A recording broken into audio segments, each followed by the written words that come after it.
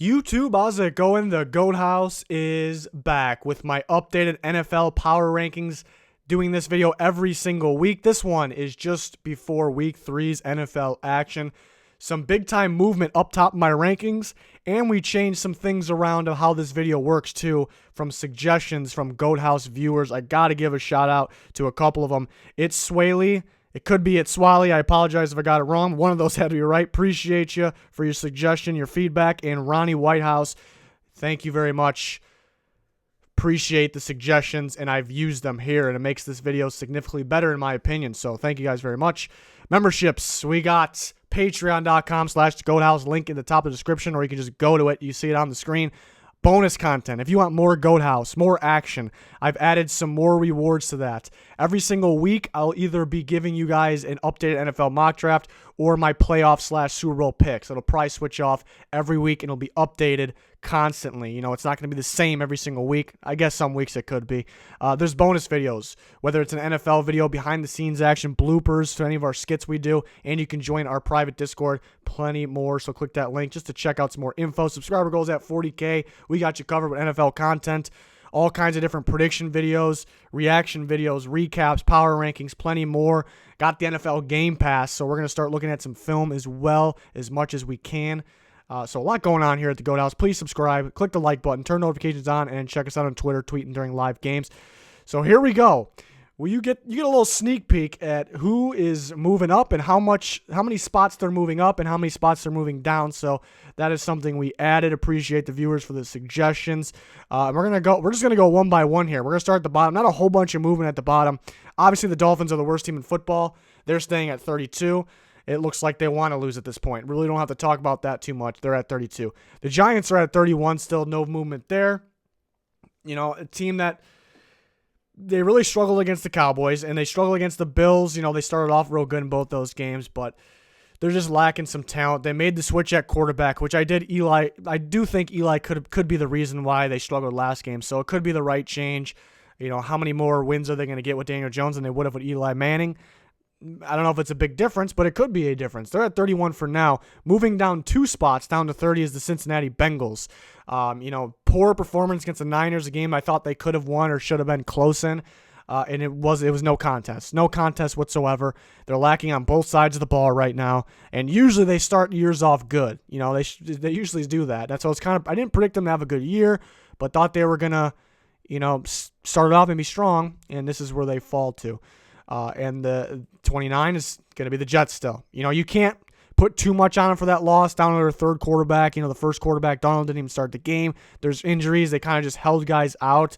They kind of just played it safe. You know, I don't know if they really were confident about that game, honestly, so I understand the move. Can't really move them down for that, but definitely can't move them up for it.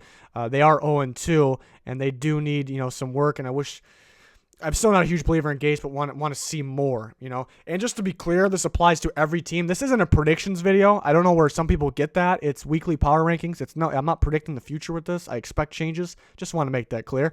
Moving down 5 spots is the Carolina Panthers. They, in their performance against the Buccaneers, they look like they can compete with the Miami Dolphins for the worst team in football.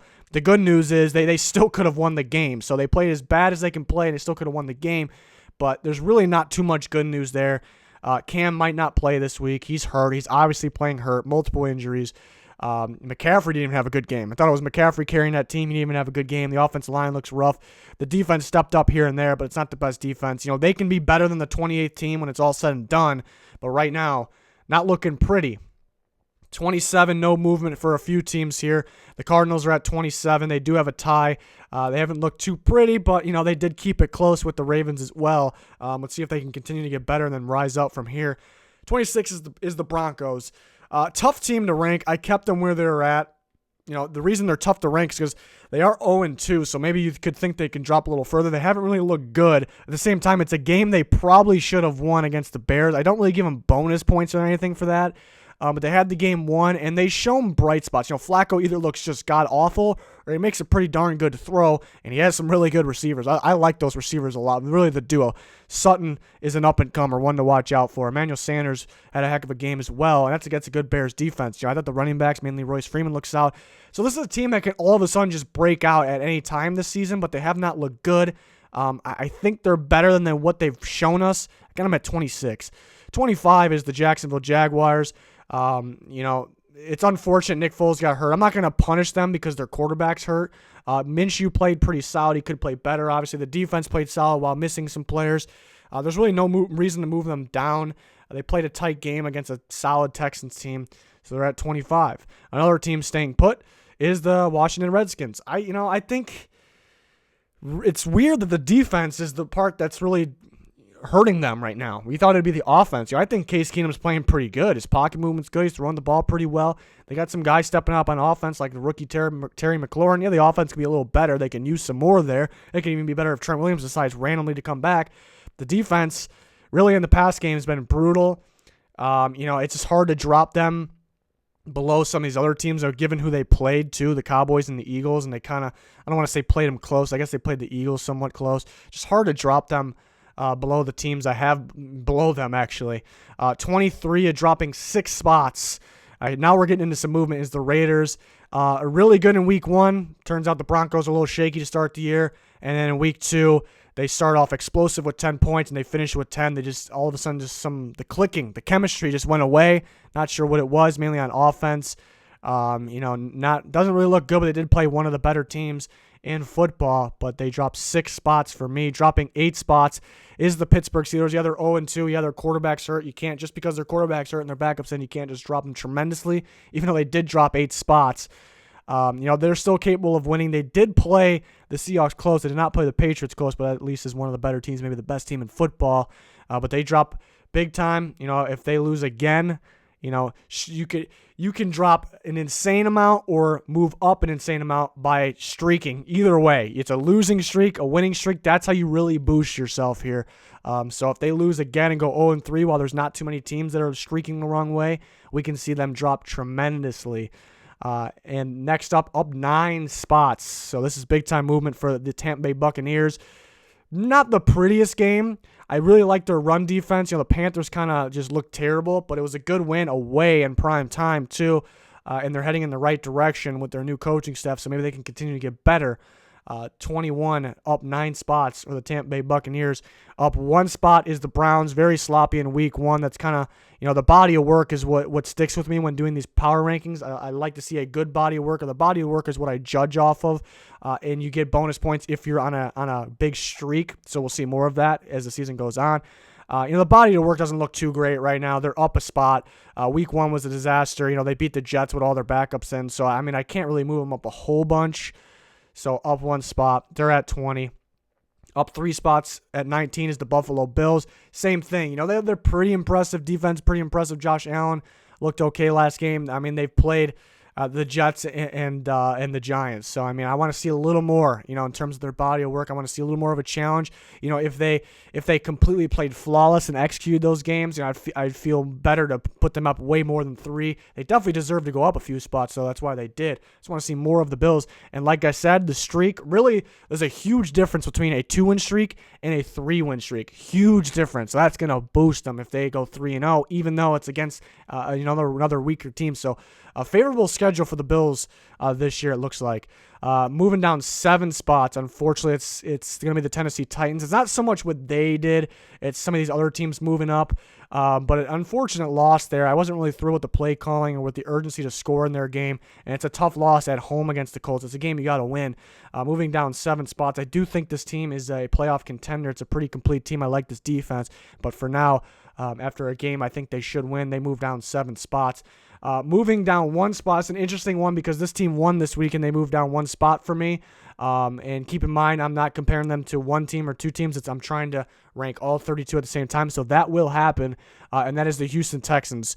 Their win wasn't super impressive. That's not really why they moved down. But because if they blew me away with the win, obviously I have to move them up. The worst case scenario is I keep them. But the main thing here is there's just too many teams moving up. You see a lot of green coming up as we get into the top 14 mainly. A lot of green start. Look at 3 through 7. So unfortunately the Texans, I actually had them moving up with a loss last week and down with the win this week, and it's really not what they did. They have looked like an impressive team. It's just kind of what the other teams have done. So that will happen in the power rankings. That is the beauty of the power rankings. And then the biggest droppers here at 16 and it is the Philadelphia Eagles, dropping all the way down to 16, 11 spots. And it kind of goes into the game that just happened against the Falcons and their body of work. I'm a little more, the Eagles have a better team, overall. They should have a better team than some teams in front of them. But overall, looking at their body of work, they played a good half against the Redskins team who was 0-2. It was impressive half, but they played a good half there. It's not the biggest win. And they play the Falcons. And it's one thing if they just lose to the Falcons in a really good, it was a fun game to watch, but it really wasn't a good game in terms of how the teams played. I thought the Falcons played pretty poorly, and the Eagles lost that game still. It's a game they should win with the talent they have, and with Matt Ryan struggling as much as he is right now, which I'm sure he'll turn around. That's a game the Eagles should win. And with their current body of work and how that game played out, this is definitely where they deserve to be, looking at the other teams that are moving ahead of them. And one spot ahead of them is a team that did not move with a win, and it's the Falcons. There's really nothing great I take away from that game besides Julio Jones, Grady Jarrett. That's about the only things I take away that was that I really liked. I guess the receiver unit of the Falcons solid. Jake Matthews, sure, but it wasn't a good game. The positive is they got out of that game with the win, and Julio looked back on track from week 1 to week 2. Matt Ryan didn't really look back on track. They got dominated by the Vikings in week 1, so the body of work sticks with me here. It's a good win. That's the way you have to come away with it. But in terms of power rankings, this is how I run things here. Moving up 6 spots, Indianapolis Colts, impressive win against the Titans. Tight game, a game maybe they should lose because it's a division game. The Titans should be better when Colts don't have Andrew Luck. The defense really stood out, and they win early in the season on the road. That's a huge win there. So they move up all the way 6 spots, and they play the Falcons. Just realize that now. They play the Falcons this week, 14 versus 15. That's going to be a fun ball game. I just hope the Colts defense stays consistent there, and that could be a good team this year, a surprise good team with Andrew Luck being out. Number 13, no movement here, is the Bears. They did get a win, their first win. It was against the Broncos, and it wasn't really the most, impressive win out of all of them. There's a couple teams I said they didn't really have an impressive win. There's just no reason to move the Bears after that game. There's a few teams that dropped below them, but there's a few teams that dropped ahead of them because of how they played, so it ended up the Bears are at 13, but the momentum couldn't push them going forward. They got a Monday night game against the Redskins, and that can really boost them with another win. Number 12, dropping down 5 spots after a loss to division rival, is the Minnesota Vikings. The body of work still stays with me. The dominating win against the Falcons in week 1. The Falcons are looking pretty sloppy, though. And then a close game with the Packers, is as bad as Kirk Cousins played. I guess the good news is they were still in that game. The rest of the team is that good. So I did have to drop them 5 spots, but it's still a team that you can't drop down too much because of what they've done so far. But their quarterback has to pick it up. That cannot happen again. Moving down 7 spots is the Chargers. Close game against the Lions, and the Lions are much better than people think. And a game they probably could have won. Maybe the refs screwed them a little bit, but it's a game they got to go out and score more points. Phillip Rivers has to play better. He has to play better.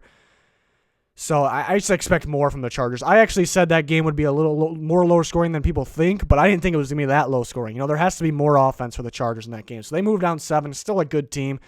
They are missing Derwin James, though. They're still in at number 11. Now we're into the top 10.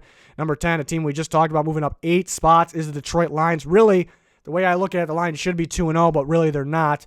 I blame coaching, though, for offensive coaching, getting conservative for the Cardinals tie. But remember, it is a tie. It's not a loss. This team does not have a loss right now. And an impressive win against the Chargers. I love this defense. Take a look at this NFC North defense. That is the best defensive division in football. All these defenses are something else. I love this Lions defense. Very impressive. Stafford's got to play better, though. He's got to play better. He's got the weapons. Galladay, Hawkins. He's got the weapons. This team's good. It's really on Stafford. Impressive win, mainly on the defensive side for the Lions. Moves them up 8 spots. They could be 2-0, too. That could be scary. Number 9 is a team that's hot right now, up 10 spots. The biggest movers in my power rankings before Week 3 kicks off. It's the 49ers. Maybe they haven't played the best competition, but it's just clicking on all cylinders last week. And really, yeah, both sides of the ball, you see the chemistry. This team has to move up this much. I talk about the body of work. Yeah, some teams played, a little weaker teams. Maybe the Niners are close to that. I think they played better teams than those, maybe a little better than the other teams, but they've dominated those games, really the last game. So they move up all the way to 9. I do want to see more. I do want to see them play a better team. I want to see Jimmy G, again, a big time game. But they got some hype going. They're getting excited. I thought that they've been well coached too. So they're at 9. We're on to the top 8, moving down 5 spots. Is New Orleans Saints. I don't punish them too much for, some people just push a team down a lot just because they're predicting the future because Breeze is out. That is not how you should do power rankings. I think over time, if that's the case, it will show and they will come up lower. I believe in Teddy Bridgewater, especially Bridgewater and Taysom Hill. You can get a little fancier than you have been. They're not going to be the same team without Drew Brees, but he'll be back in 6 to 8 weeks. I think right after that bye week, and for the Falcons game, he'll be back is what I'm predicting. They don't deserve to move down too much. Yeah, some teams need to move ahead of them because how they're playing. But if Drew Brees was in that game and that game was fair, in terms of officiating, I think they could have won or been close to that game. You can't punish them too much, but they do have to move down. They're at number 8. At number 7 is the Seahawks. I want to see the Seahawks put away games. I want to see them put them away. It's like they're holding back a little bit. It's a good news and bad news. It's a little alarming. Why are they holding back? Is when they play a better team, are they going to screw themselves, or are they just holding back because they're just not? They know they got the game won. When they play a good team, they're going to go all out. It could be. Makes them hard to game plan against because when you see the glimpses, this team's real good. You see Russell Wilson, you see DK Metcalf. What they can do when they're like really going. They got a great running back duo. Love watching that. Offensive line could play better, but I think it is getting better. And the defense, Clowney's only going to get better. Haven't seen a whole bunch of him so far. He's just going to continue to get better. I love the way Quentin Jefferson's been playing. So this team moves up 2 spots.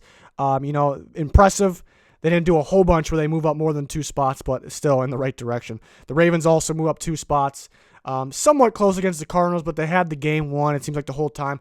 Lamar Jackson played another good game, not quite as good against the Dolphins. He could make some of those throws. He could want some of those throws back, but he did make some impressive throws. And we see what happens when they let him run the ball. Another element, another reason this could be a scary team. So up 2 spots, Ravens looking good.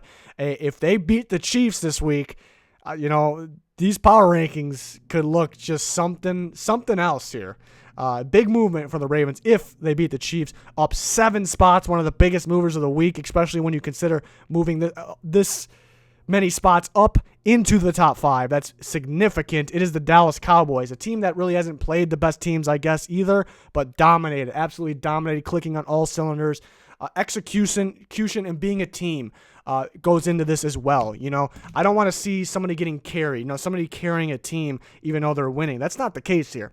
Not the case. Full team effort. Love to see it. I do want to see them play better competition, but right now, up 7 spots to number 5. That's where they deserve to be here. And another one up 6 spots while getting to number 4 is the Green Bay Packers, 2-0. And you look, this is where the body of work comes into play. You look who they played. They played division rivals in the Chicago Bears and the Minnesota Vikings. Most people would say those two were the favorites this year for the NFC North. One of those teams. It is early, but that's huge. It's a big time 2 wins there, and one of them was away too. So they're most definitely deserving to move up 6 spots. I liked how LaFleur scripted the first as much as he could of the game too. I think that was a big time game changer, and that can continue to get better going forward, which makes them scary. They just need to figure out what they need to do after the script's over. That's where my concern is. It's not a big concern because it's only the first game they did it, and it's only the first game Rodgers wore the play sheet, but that's something to look out for.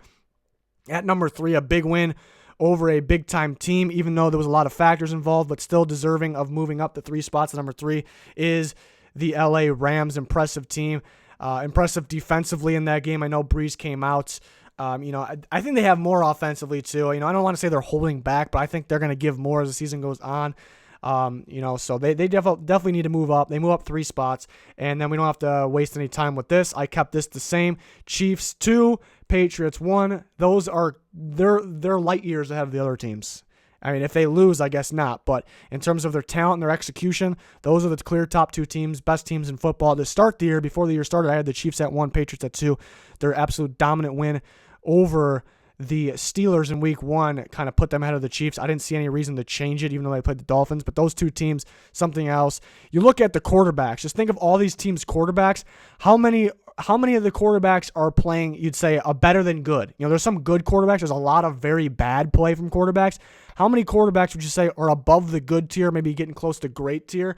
The only guarantees, I'd say, are Tom Brady and Patrick Mahomes. That's 1 and 2. And then you look at some other ones that are right there with them that are playing very good football, and that's Aaron Rodgers, Dak Prescott, definitely Dak Prescott, and definitely Lamar Jackson too. So not too many great quarterbacks, in terms of their play. We know what a lot of guys are capable of, but how many quarterbacks are playing that good? And just think about it.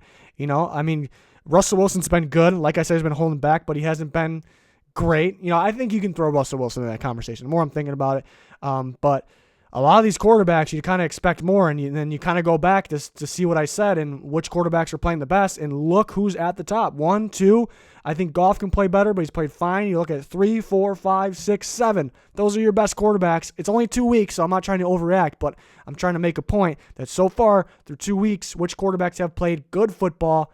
The top 7 teams' quarterbacks. It's extreme. We already knew quarterback's the most important position in football, but it's showing it to an extreme level. So there's other quarterbacks that's played solid, could play better. So I'm not trying to pick on everyone else's quarterbacks. Some impressed me last week. Obviously, still want to see more. Some really disappointed me. Matt Ryan, Carson Wentz, Kirk Cousins, big time. Guys like that, they got to play better. It's some bad quarterback play recently. I guess that's my point. But yeah, a lot of movement in this one. Let me know your guys' thoughts, where you would rank them. Always interested to see that. Again, thanks to those 2 viewers for your feedback and suggestions. I think that made the video better. Maybe it made it a little longer, but it's never a bad thing if it's better. So really appreciate it. Appreciate the support. We got you guys covered with more NFL content on the way every single week. Predictions, power rankings, recaps, plenty more. So subscribe, click the like button, turn notifications on. That's going to do it for this one. Thanks for watching. Goodbye.